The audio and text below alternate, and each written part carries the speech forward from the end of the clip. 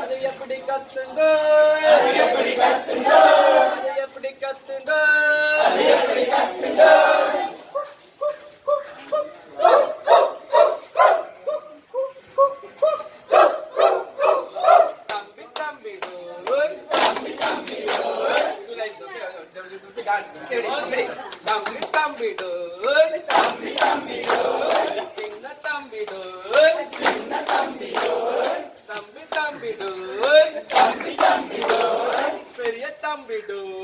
பெரிய தம்பிடோ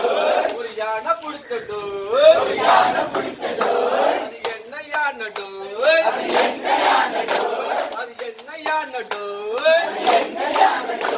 அது பெரிய யானடோ அது எப்படி கத்துண்டோ